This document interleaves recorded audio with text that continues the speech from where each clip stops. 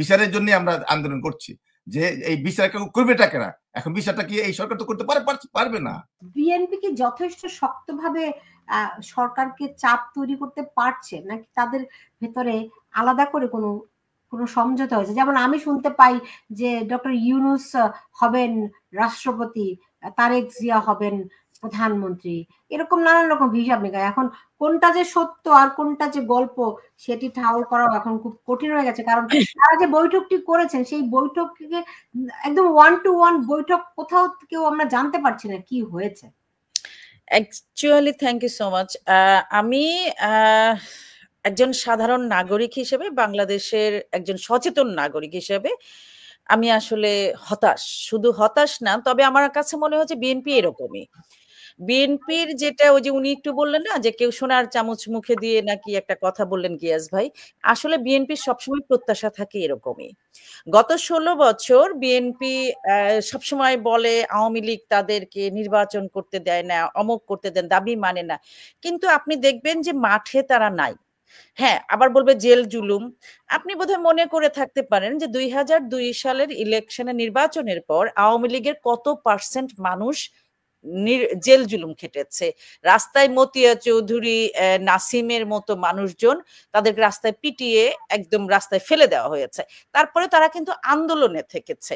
এই জায়গাটা বিএনপি, আপনি যথাযথই বলেছেন, যার অটে তার কিছুটা বটে না, অনেকখানি বটে। আমার কাছে মনে হয়েছে হঠাৎ করে মির্জা ফখরুল এবং অন্যান্য নেতাদের এই যে জ্বালাময়ী বক্তৃতা, সেটা নিভে যাওয়া মূল কারণ এখানে আপনারা জানেন যে 21শে আগস্টের যে মামলাটা, সেখানে তারেক জিয়া যিনি আসামি, তার মামলাটা কিন্তু এখন পর্যন্ত খালাস হয়নি।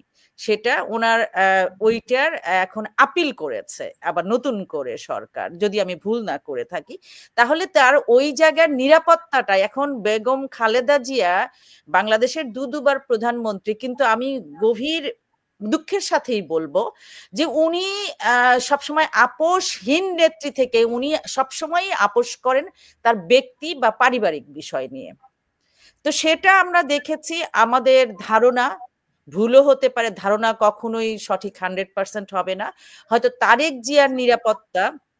এবং দেখেন এই যে সুসময় চাচ্ছে বিএনপির একটা, অথচ তারেক জিয়া দেশে আসেনি, কারণ উনি ওই ঝুঁকিটাই নেবেন না। তো এই যে জায়গাটা, আপনি রাজনীতি করবেন কিন্তু আপনি ঝুঁকি নেবেন না, আপনি মাঠে থাকবেন না, আবার আপনার সমস্ত কিছু নিরাপত্তার গ্যারান্টি যখন আপনি কারো কাছ থেকে কোনো কিছু নিবেন এবং আপনার ওই বিষয়টা আছে, এটা তো বিনিময়, সে তো এমনি এমনি দিবে না। কারণ ক্ষমতার ওই যতক্ষণ মির্জা ফখরুলরা কথা বলেছেন, ততক্ষণ একটা প্রেসার অনুভব করে ডাক্তার ইউনূস তারেক জিয়ার সাথে দেখা করলেন, কিন্তু খালেদা জিয়া বললেন না, সরকারের সাথে এত কিছু করা যাবে না, তোমরা নমনীয় হও। তাহলে উনি কোন জায়গা থেকে, উনি কি দেশের স্বার্থকে আগে রাখলেন, নাকি ওনার পুত্রের ব্যাপার বা পারিবারিক যে বিষয়টা, ব্যক্তির স্বার্থকে উনি আগে রাখলেন? সেটা কিন্তু আমাদের দেখার বিষয়। এবং এটা আমরা বলতেই পারি যে বিএনপি এইখানে অনেক ভালো ভালো নেতা আছেন যারা চান ব্যাপকভাবে, বিএনপির ব্যাপক হয়তো সমর্থকরাও চান, কিন্তু এখানে মূল নেতৃত্ব যারা টপ লেভেলের বা হচ্ছে মেইন যে নেতৃত্ব, তারা তাদের নিজেদের স্বার্থের কাছে দেশটাকে বলে দিলেন। এবং আমি একটা জিনিস একটু গিয়াস ভাইয়ের কথাই বলবো যে 10 মাসে এমন কিছু হয়নি, আমি খুব কষ্ট পেলাম কথাটাতে, লজ্জাও পেলাম। এই কারণে আপনি 16 বছর কেন, বিগত ইতিহাসে এই যে মব কালচারটা যেভাবে বিএনপির লোকজন করছে, সেইটাকে যদি আপনারা বৈধতা দিতে চান একজন সচেতন মানুষ হিসেবে, সেটা BNP, Awami League, NCP, what ever it is, এই জায়গাটাতে আমাদের লজ্জা হওয়া উচিত।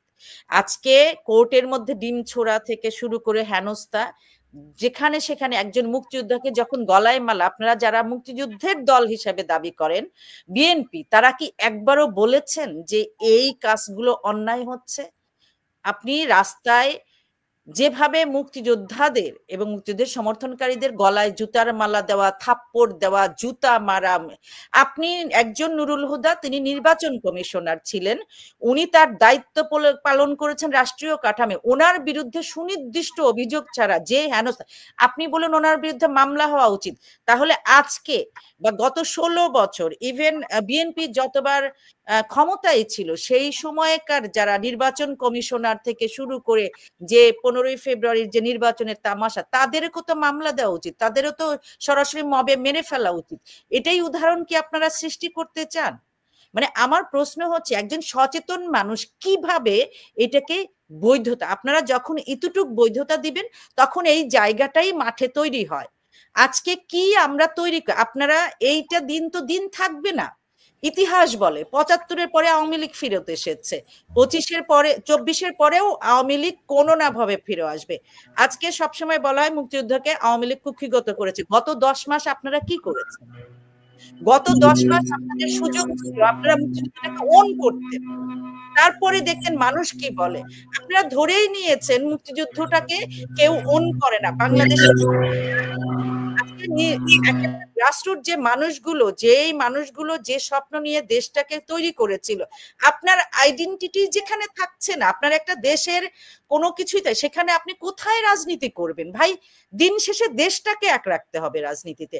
আপনি কোনোভাবে মবটাকে এইভাবে জায়েজ করতে পারেন না। এবং এই যে জাস্টিফিকেশনটা দেখছেন সেইটাতে কালকে আপনার উপরে হবে না, এটা কে বলছে ভাই? এখানে আমরা জানি শুধুমাত্র দলীয় স্বার্থে হচ্ছে না, ব্যক্তির স্বার্থের ক্ষেত্রে হচ্ছে। কারোর সাথে কারো ব্যক্তিগত সমস্যা, কারণ হচ্ছে সে জানে যে মবটা করার পরে তার কিছু হবে না, আপনারা এটা করতে দিচ্ছেন। আজকে আপনাদের দলীয় বিভাজন যে পরিমাণ, আপনাদের মানে প্রতিটা রাজনৈতিক দলই থাকে, সেখানে বিএনপির তো আরো অনেক বেশি, সেই বিভাজনে এক পক্ষ যে আর এক পক্ষ মাকে এই যে মবের কারণে তারা মেরে ফেলবেন, এটা কে বলছে? এটাতে শিকার আপনি কালকে হইতে পারে, আপনি আজকে ও হয়েছে, কালকে আপনি হবেন, পরশু আমি হব। এইটাকে মানেন, এই স্বীকার করে এই জায়গাটা আওয়াজ তোলেন দেশের স্বার্থে। প্লিজ দেশটাকে এইভাবে ধ্বংস এইরকম করতে দিয়েন না। আজকে যে সরকারি চাকরি করবে তাকে আপনি বলবেন ওর নামে মামলা হয়, এটা কোন ধরনের কথা? সে কি করাপশন করেছেন? তার কিন্তু তদন্ত হয়েছে। আজকে একজন সাংবাদিক, একটা এই দেশে আপনি থাকেন গিয়াস ভাই, এই দেশের ডেমোক্রেট সাংবাদিক, এই দেশের ডেমোক্রেটের প্রার্থী, এটা কি রিপাবলিকানরা এসে ওদেরকে আজকে বাইডেনকে জেলে ঢুকিয়েছে না বাইডেনের সমর্থকদের ঢুকিয়েছে? আপনি চিন্তা করেন সেমনি ভাবে আজকে আমরা যেভাবে এরিক অ্যাডামস যেভাবে মেয়র ইলেকশন করলাম, একই ডেমোক্রেটের প্রার্থীতে আমরা কয় ভাগ হয়ে নির্বাচনে কাজ করলাম। এখন আমি জোহরান মামদানির জন্য সরাসরি ক্যাম্পেইন করেছি। আমাকে কি হচ্ছে জোহরান মামদানি যদি না আসতো, আমাকে যদি কমু আসতো, সে কি আমাকে অ্যারেস্ট করতো? সেটা কি অপরাধ? একটা বন্য মত থাকা, সেই মতের সমর্থন করা, এখানে আইনগতভাবে সে কতটা অপরাধ করেছে সেই জায়গা নিয়ে এসে আপনি কেস করেন, এবং সেটাকেও তদন্ত হইতে হয়। টপ লেভেলের যখন এরকম সরকারি কাঠামোতে কেউ থাকে, সেই জায়গায় আপনারা আসছেন না, আপনি বলছেন না যতটুকু হওয়ার কথা ছিল ততটুকু হয় নাই। কিরে ভাই, এত 1000, 3000, 4000 মানুষ মেরে ফেলছেন, আপনার কি লাখ মানুষ মেরে ফেলতে চান? ফেললেন না ভাই, আপনারা ব্রাশ ফায়ার করে দেশটাকে মেরে ফেলেন এবং এই শূন্য স্থানে আপনি যে সিংহাসনে বসেন প্লিজ। এবং এইটাই আপনার দেখার বাকি। এবং আজকে আওয়ামী লীগ সবসময় নিয়ন্ত্রিত ভাবে তার শাসন কাঠামো চালিয়েছে। আমরা মনে হয় গ্যারান্টি দিতে পারবো না ভবিষ্যতে কি হবে। ধন্যবাদ। সরি না আপনি তো বিএনপি, আমি একটু জবাব দিতে হবে। হচ্ছে কি যে আপনি বিএনপি আওয়ামী লীগ যারা করে এবং যারা সমর্থক, তার সমস্যা হলো যে তারা জামাত ইসলামের মতো, মানে জামাত ইসলাম যেমন 71-এ ভুল স্বীকার করে না, মানে তারপরেও কখনোই ভুল স্বীকারটা করতে চায় না। আমি ভুল স্বীকার করার কথা বলিনি, আমি যে প্রশ্নগুলো যৌক্তিক জায়গা দিয়েছি, আমি ভুলের কথা বলিনি। এই যে 15টি বছর যেভাবে শাসন করেছে এবং যারা সহযোগী, তাদের তো বিচার হতেই হবে। আপনি সুনির্দিষ্ট মামলার ভিত্তিতে বিচার করেন, আপনি মব করতে পারেন না। মব করারে কিন্তু আমরা সমস্ত দিচ্ছে না। আপনি মবের উপরে কিন্তু আমাদের, আমি কথা বলি, আমাদের ভারপ্রাপ্ত চেয়ারপারসন এটাকে নির্ধারিত করেছেন এবং সেটাকে বাধা দিয়েছেন, যেটা না করা যাবে না। কিন্তু বিচার তো করতে হবে। আপনার বিচার প্রক্রিয়াগুলি আপনার এখন পর্যন্ত হচ্ছে না কেন? কারণ আমি যেটা বলেছি যে এই সরকারের মধ্যে আওয়ামী দোসররা এখনো আছে, ম্যাক্সিমাম আমলা, পুলিশ, আওয়ামী লীগের দোসররা আছে। তারপরে আপনার যারা এনসিপি আছে তারাও চাচ্ছেন না যে তাড়াতাড়ি মানে বিচার হোক। বিভিন্ন কারণে এই বিচার কার্যগুলি হচ্ছে না। না, এটাতে আপনারা বিচার প্রক্রিয়া চালানোর জন্য আন্দোলন করেন, সরকারকে বিচারে বাধ্য করেন।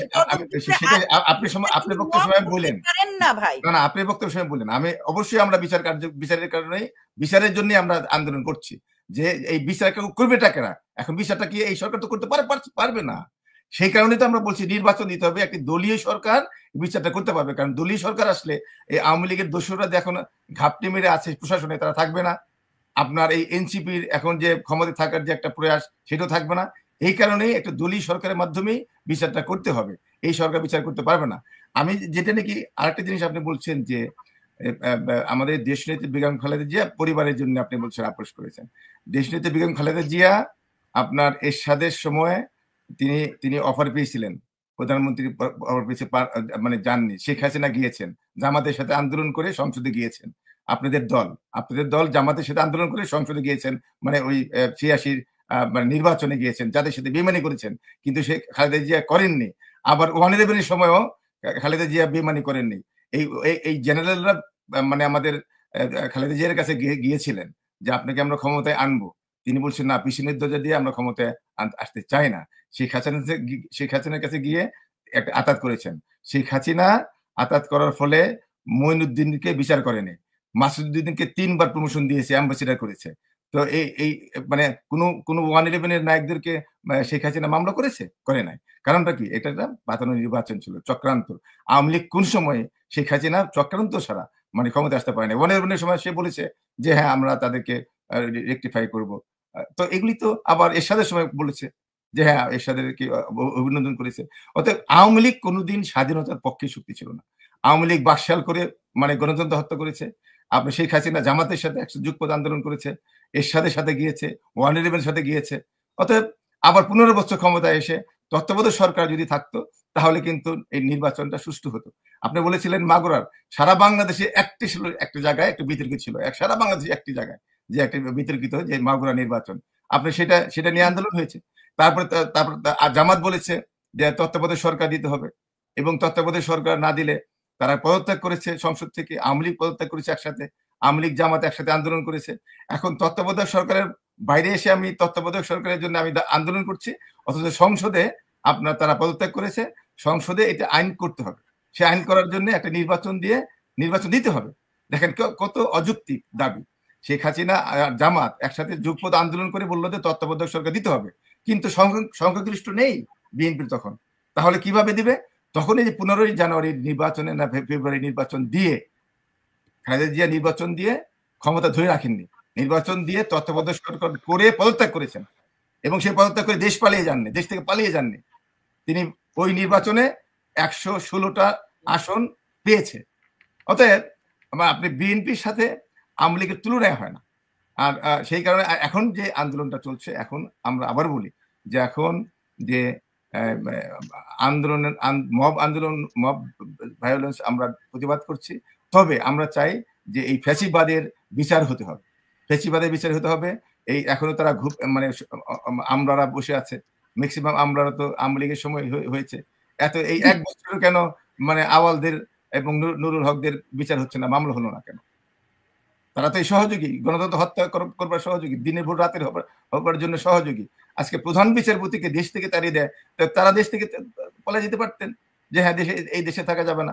আপনি আমেরিকার সাথে তুলনা করছেন, আমেরিকার সাথে আর 15 বছর ফ্যাসিবাদের শেখ হাসিনার সাথে তুলনা করেন। দেশ থেকে পালিয়ে গেছে বুশ মানে বাইডেন, এই দেশ থেকে পালিয়ে গেছে নির্বাচনে হেরে গিয়ে।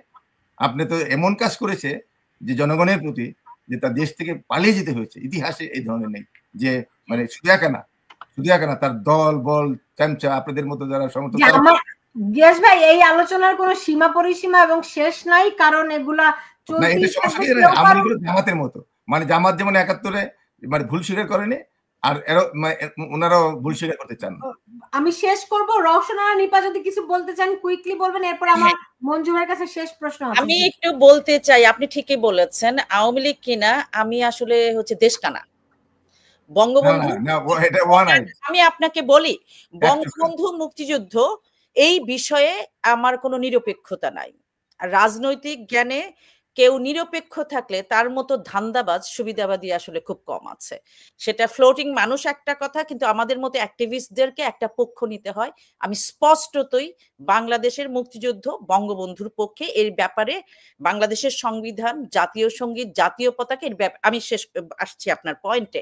আপনি আমাকে ভুল স্বীকার কার কাছে? আপনি প্রথম কথা যেটা বলেন, প্রধানমন্ত্রী দেশ ছেড়ে পালিয়ে গিয়েছেন, অথবা আপনারা পালিয়ে যেতে, যে ঘটনা তার চলে যাওয়ার পরে বঙ্গভবনে হয়েছে, সরি গণভবনে হয়েছে, যেভাবে একটা বয়স্ক নারীর ব্রা নিয়ে উৎসব হয়েছে, গাছ মাছ ফাঁস ফুল ফল, এই যে ওইখানে একজন নারী, সে কত বয়স কিনা, তাকে তো রেপ করতে পারে নাই, এই কষ্টেই মরে যাচ্ছে মানুষজন। না না, পালিয়ে গেলে আমি শেষ করি, আপনার সময় দেশটাকে লুটপাট করে পালিয়ে গেলে মানুষ কি আমি করবে? আসতেছি, দেশ থেকে লুটপাট, পৃথিবীর সব দেশের ক্ষমতায় লজ্জাজনক ঘটনা যে একটা দেশ থেকে একটা সরকার পালিয়ে যায়। লজ্জা ওই যে মানুষের হওয়া উচিত যারা এই মবের নেতৃত্ব দিয়েছে, যারা একটা নারীর ব্রানিয়ের উৎসব করেছে প্রাউডলি, বাবা ছেলে বা এই যে জেনারেশন, তো আওয়ামী লীগের সুযোগ করে দিয়েছে।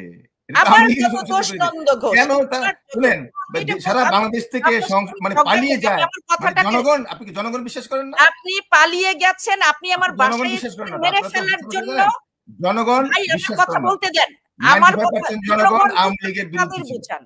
ভাই আমাকে বলতে, আপনার সময় আমি বলি নাই, আপনি আমাকে বাসায় এসেছেন, আমাকে রেপ করবেন, আমাকে মেরে ফেলবেন।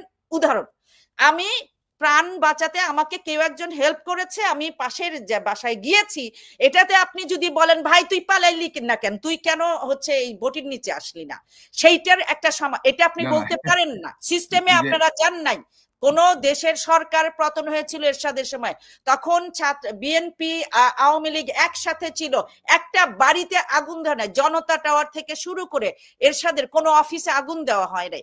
আপনি বলেছেন এরশাদকে এভাবে গুম হত্যা করেছে, এরশাদ কি আয়নাঘর করেছে? আসলে আমরা তখন আয়নাঘরের প্রমাণ দেখাইতে পারেন। আমরা যখন ছাত্রদলের, শুনে আমি তখন ছাত্রদলের ঢাকা জেলা সভাপতি ছিলাম, এরশাদ বিরোধী আন্দোলন আমরা করেছি, আমাদেরকে গুলি করে নাই, আমাদেরকে টিয়ার গ্যাস মেরেছে। আওয়ামী লীগ কি করেছে? আপনার গুলি, প্রকাশ্যে গুলি করেছে মানে আন্দোলনকারীদেরকে।